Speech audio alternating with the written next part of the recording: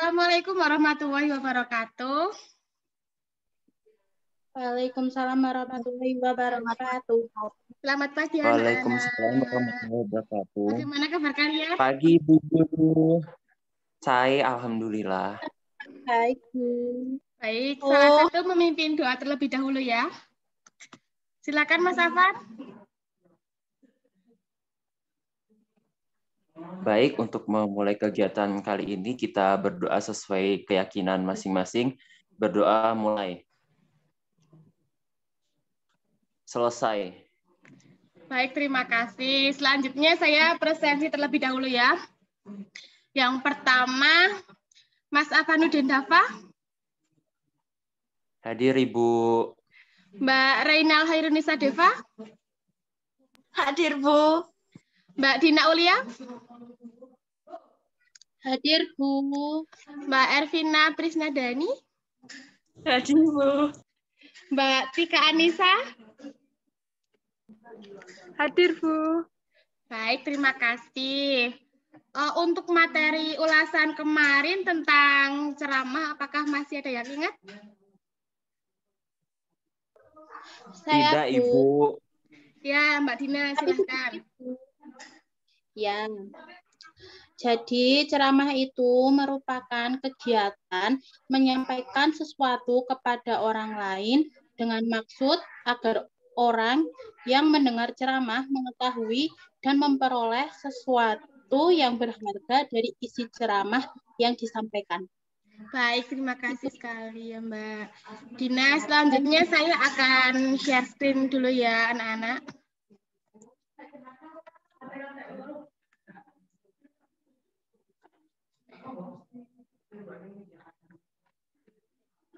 Apakah layarnya sudah terlihat?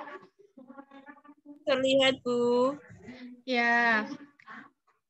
Pada pertemuan hari ini kita akan membahas tentang materi ceramah. Sebelumnya, ceramah itu kegiatan menyampaikan sesuatu kepada orang lain dengan maksud agar orang mendengar ceramah mengetahui dan memperoleh sesuatu yang berharga dari isi ceramah yang disampaikan. Sedangkan teks ceramah adalah penuturan dan penerangan secara lisan oleh guru terhadap muridnya, sedangkan peran murid dari murid hanya mendengarkan dengan teliti dan mencatat pokok dari apa yang telah disampaikan oleh guru. Yang selanjutnya, apa itu jenis-jenis ceramah? Jenis ceramah ada dua. Yang pertama ceramah umum dan yang kedua ceramah khusus. Apa itu ceramah umum? Ceramah umum adalah pesan yang bertujuan untuk memberikan sebuah nasihat dan petunjuk-petunjuk yang ditunjukkan kepada khalayak ramai atau masyarakat luas dan bersifat menyeluruh. Sedangkan ceramah khusus yaitu bertujuan untuk memberikan nasihat atau petunjuk-petunjuk kepada khalayak tertentu dan bersifat khusus. Banyak batasan yang dibuat, misalkan materi yang menyesuaikan dengan keadaan seperti contohnya nuzulul Quran dan sejenisnya. Yang selanjutnya yaitu unsur-unsur ceramah. Unsur-unsur ceramah dibagi menjadi 5, yaitu yang pertama penceramah. Penceramah adalah orang yang melakukan kegiatan ceramah. Yang kedua, pendengar. Pendengar merupakan penerima nasihat-nasihat dari penceramah. Dalam hal ini, pendengar bisa siapa saja, tidak terbatas status sosial, umur, jenis kelamin, latar belakang, dan lain-lain. Yang ketiga yaitu materi. Dalam materi ceramah ini berasal dari ajaran agama. Akan tetapi, ceramah yang bagus adalah ceramah yang mampu membuat pendengar tergugah dan terdorong untuk melakukan nasihat-nasihat yang disampaikan oleh penceramah. Selain itu, materi hendaknya disusun secara sistematis, sehingga materi yang disampaikan dapat diterima dengan baik oleh pendengar. Yang keempat yaitu metode ceramah. Apa sih metode ceramah itu? Metode ceramah adalah cara-cara yang digunakan seseorang penceramah untuk menyampaikan materi. Metode ceramah terbagi menjadi 4, yaitu impromptu, menghafal, membaca naskah, dan eksteporan. Dan yang kelima yaitu media penceramah. Media penceramah adalah alat yang digunakan untuk menyampaikan materi kepada pendengar. Ceramah di zaman sekarang ini tidak hanya di rumah ibadah, tetapi juga banyak dilakukan di tempat-tempat umum. Adapun kegiatan ceramah bisa dilakukan secara langsung ataupun direkam sehingga bisa didengar dari internet, podcast, televisi, dan lain sebagainya. Yang selanjutnya yaitu struktur teks ceramah. Struktur teks ceramah ini terbagi menjadi 3. Yang pertama yaitu pendahuluan, yang kedua isi, dan yang terakhir yaitu penutup. Pendahuluan itu terdiri dari pembuka dan pengantar. Pembuka merupakan bagian berisi salam pembuka, ucapan penghormatan, dan ucapan syukur. Yang kedua itu pengantar. Bagian ini berisi mengenai informasi atau berita yang faktual yang terkait dengan isi topik yang akan dibicarakan dalam ceramah. Yang selanjutnya yaitu isi. Isi itu terbagi menjadi 2, yaitu inti dan gagasan.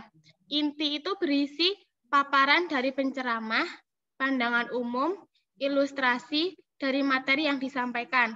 Sedangkan gagasan berisi ide secara besar yang ingin disampaikan kepada pendengar.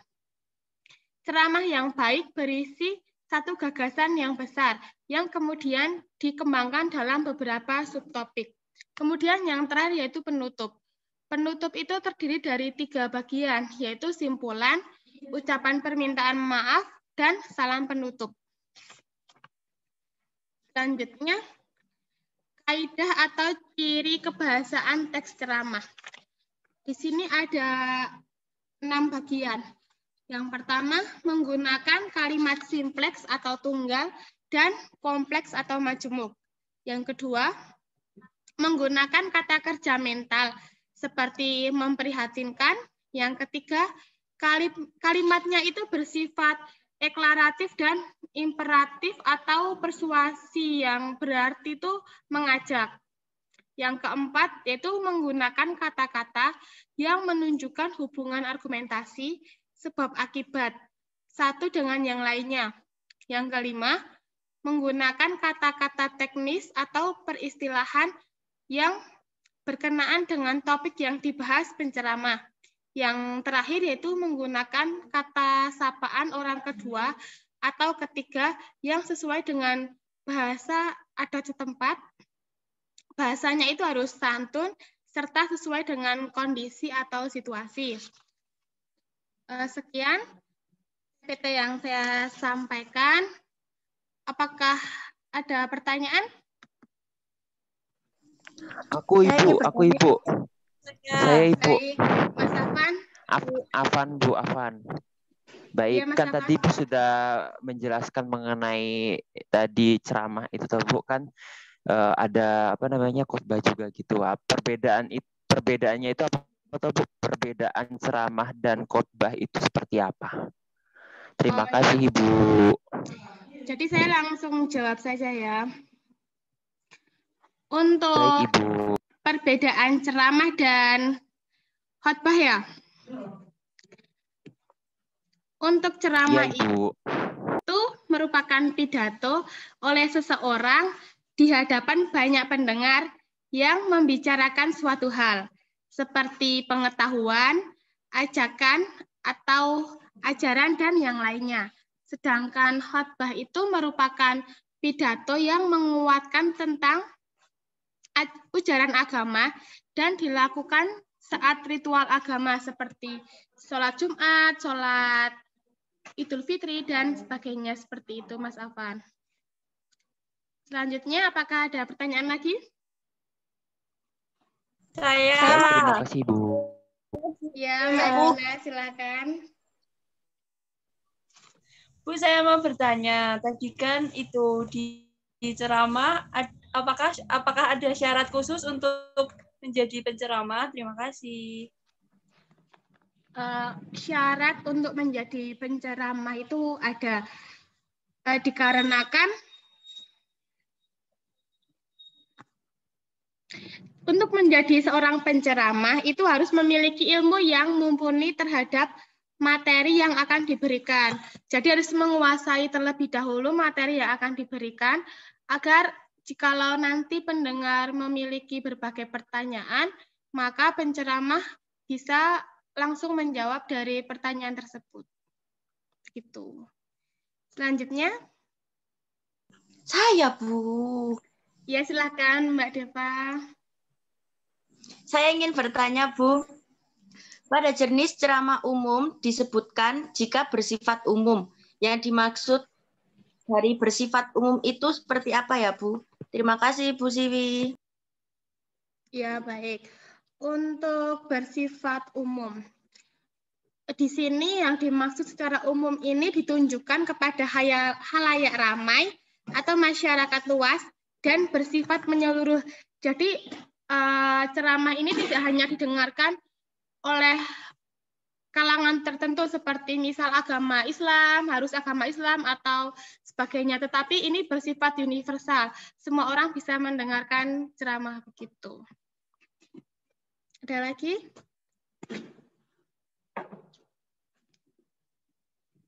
Kalau sudah, nanti ini kan ada berapa ya siswanya? 5 ya. Nanti dibentuk 2 kelompok. Terus nanti kalian mencari tentang ceramah-ceramah dan juga contoh teks ceramah. Jadi nanti kegiatan kalian itu kayak teman sejawat gitu ya, belajarnya saling bertukar pikiran dari satu kelompok ke kelompok lain gitu. Mau tanya Ibu, untuk kelompoknya bebas atau Ibu yang milihin ya? Bebas, silakan ketua kelasnya untuk mengkoordinasi kelasnya ya. Kalau baik Ibu, nanti di grup WA aja ya Ibu. Ya, kalau ada pertanyaan lagi bisa disampaikan di grup WA ya. Kita baik Ibu. sudahi. Oh iya Bu, satu lagi untuk ya. Deadline-nya kapan ya? Untuk deadline-nya minggu depan bisa dipresentasikan ya, Mas. Baik Ibu, terima kasih penjelasannya. Baik, terima kasih anak-anak. Kita akhiri pembelajaran pada hari ini. Sebelumnya, kita harus berdoa terlebih dahulu ya. Silakan, Mas Afan.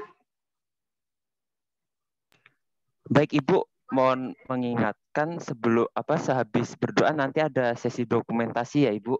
Oh iya, Safan, baik. Baik, untuk mengakhiri pembelajaran kali ini kita berdoa menurut keyakinan masing-masing. Berdoa mulai. Selesai. Terima kasih Ibu. Terima kasih. Assalamualaikum warahmatullahi wabarakatuh.